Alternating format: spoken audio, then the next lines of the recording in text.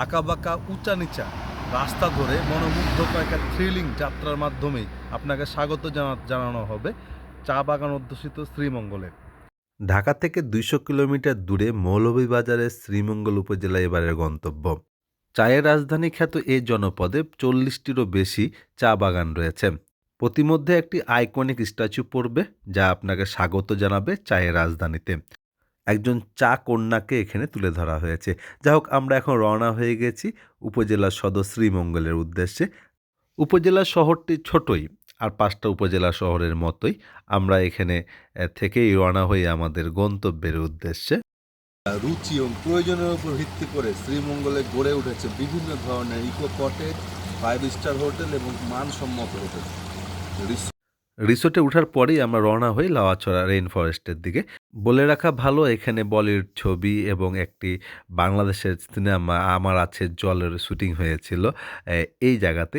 জঙ্গল ভ্রমণ আমরা এখান থেকে শুরু করি, আর আমাদের লক্ষ্য হচ্ছে খাসিয়াপঞ্জি। মাতৃপ্রধান এই জনগোষ্ঠীর প্রধান উৎপন্নকারী ফসল হচ্ছে পান। একটি পরিচ্ছন্ন গ্রাম, বাংলাদেশের অন্যতম একটি পরিচ্ছন্ন গ্রাম বলতেই পারেন আপনারা। এখানে মারাই পরিবারের প্রধান হয়ে থাকেন। এরপর খোলা জিপ নিয়ে বেরিয়ে পড়ি চা বাগান ভ্রমণ করতে।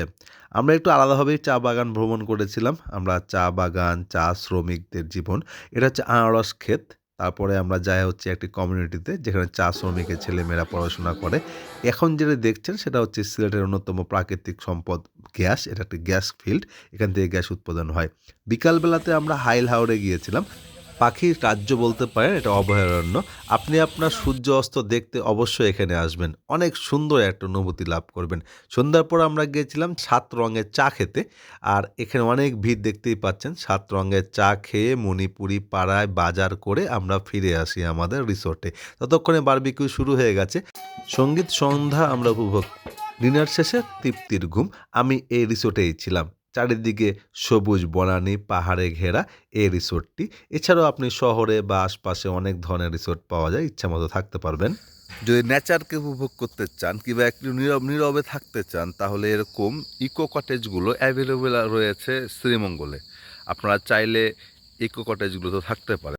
আধুনিক সুযোগ সুবিধা সম্পন্ন হোটেল ও রিসোর্টগুলো আপনার ভ্রমণকে আরও মনোমুগ্ধকর ও প্রাণবন্ত করে তুলবে। পরিবারকে সময় দিতে একটা দুরন্ত জায়গা হচ্ছে শ্রীমঙ্গল। এখানে সেরকম কোনো অ্যাক্টিভিটি না থাকলেও ন্যাচারাল বিউটিটাই সব থেকে বড় বিষয়। আর বাকি সময়টা থাকবেন প্রিয়জনদের সাথে। চাইলে সন্ধ্যার পরে অথবা দিনের বেলাতে ঝাপাঝাপি করবেন সুইমিং পুলে, কিংবা জিম করবে, অন্যান্য সুযোগ সুবিধাগুলো সব রয়েছে। ঘুরতে হলে এখনই ঘুরুন। চায়ের রাজধানী শ্রীমঙ্গল কোন সময় গেলে ভালো হয়? আমার কাছে আমার অভিজ্ঞতা অনুযায়ী আমি বলতে পারি বর্ষার সময় গেলে খুব ভালো হয়। তাছাড়া ফেস্টিভ্যাল টাইম অর্থাৎ নভেম্বরের মাঝামাঝিতে রাস মেলা হয় মণিপুরি জনগোষ্ঠীর। সেটা অনেক কালারফুল। আপনি এ নিয়ে পরবর্তী ভিডিওতে কথা বলব।